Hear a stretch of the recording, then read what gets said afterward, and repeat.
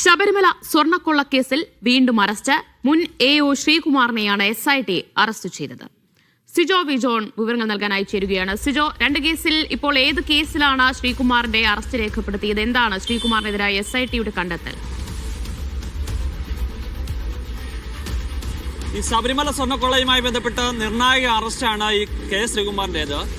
ഈ അഡ്മിനിസ്ട്രേറ്റീവ് ഓഫീസറായിരുന്നു മുരാരി ബാബുവാണ് ആദ്യം ഈ സ്വർണ്ണപ്പാളികൾ കൊണ്ടുപോകുന്ന സമയത്ത് അഡ്മിനിസ്ട്രേറ്റീവ് ഓഫീസറായിരുന്നത്. അതിനുശേഷം ഈ ചുമതലയിലേക്ക് വന്നത് ശ്രീകുമാറാണ്.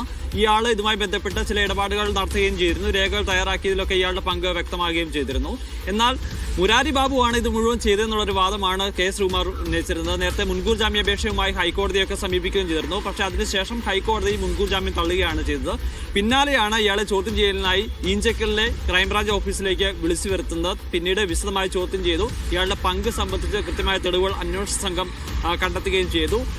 ഈ ചോദ്യം ചെയ്യലിൽ ഇയാൾക്ക് ചില ഇടപെടൽ നടത്തിയതായി സമ്മതിക്കുകയും ചെയ്യേണ്ടി വന്നു. ആ സാഹചര്യത്തിലാണ് അന്വേഷണ സംഘം അറസ്റ്റിലേക്ക് കടന്നിരിക്കുന്നത്. ഇപ്പോൾ ഈഞ്ചക്കലിലെ ഓഫീസിലാണ് ശ്രീകുമാർ ഉള്ളത്. അല്പസമയത്തിനകം തന്നെ വൈദ്യപരിശോധനയ്ക്ക് വിധേയനാക്കും. അതിനുശേഷം കൊല്ലം വിജിലൻസ് കോടതിയിൽ ഹാജരാക്കും. തുടർന്ന് റിമാൻഡിലേക്ക് പോകാനാണ് സാധ്യത. അതിനുശേഷം ഇയാളെ കസ്റ്റഡിയിലെടുത്ത് വിശദമായ ചോദ്യം ചെയ്യാനുള്ള നടപടികളിലേക്ക് പോകാനാണ് അന്വേഷണ സംഘം തീരുമാനിച്ചിരിക്കുന്നത്. എന്തായാലും കുറേ നാളുകൾക്ക് ശേഷമാണ് ഈ ശബരിമല സ്വർണ്ണക്കൊള്ളയുമായി ബന്ധപ്പെട്ട് ഒരു അറസ്റ്റ് വരുന്നത്. പത്മകുമാറിനെ അറസ്റ്റ് ചെയ്തതിനു ശേഷം പിന്നെ ആരെയും അറസ്റ്റിലേക്ക് വന്നിരുന്നില്ല.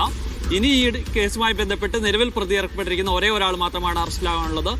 ദേവസ്വം സെക്രട്ടറി ആയിരുന്ന ജയശ്രീ ആരോഗ്യ പ്രശ്നങ്ങൾ ചൂണ്ടിക്കാണിച്ചുകൊണ്ട് പല കോടതികളിലും ജാമ്യാപേക്ഷ സമർപ്പിച്ചിരുന്നു. അവസാനം ഹൈക്കോടതിയിൽ നിന്ന് മുൻകൂർ ജാമ്യാപേക്ഷ തള്ളി. പിന്നീട് ഇന്നലെ സുപ്രീം കോടതിയിൽ മുൻകൂർ ജാമ്യവുമായി സമീപിച്ചിട്ടുണ്ട്.